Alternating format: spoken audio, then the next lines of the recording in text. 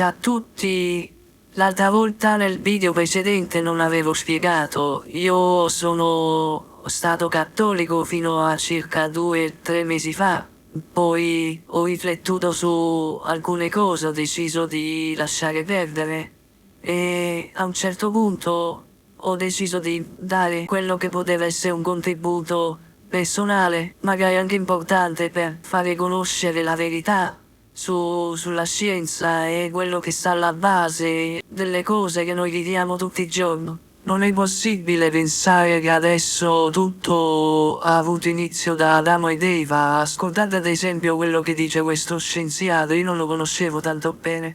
Per fortuna qualcuno ha tradotto i suoi video con la traduzione in italiano e Richar Dawkins, che qui spiega molto bene l'insensatezza di tutto il sistema religioso che continua a essere presente. Credo che è un intervento molto importante e molto significativo questo, e vi lascio alle sue parole.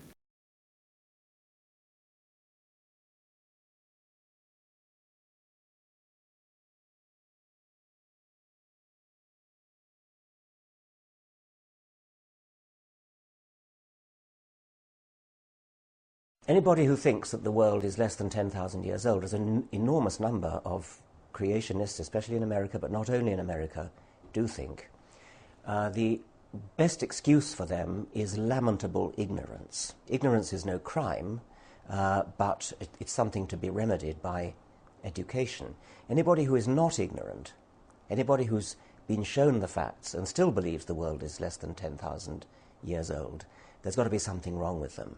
To give an idea of the magnitude of the error, to believe that the world is less than 10,000 years old, given that we know the world is actually 4.6 billion years old, it's equivalent to believing that the width of North America, right across from New York to San Francisco, is less than 10 yards. And that's the scale of the error we're talking about. So you've either got to be staggeringly ignorant, which most of them are, or if you're not ignorant, you've got to be insane.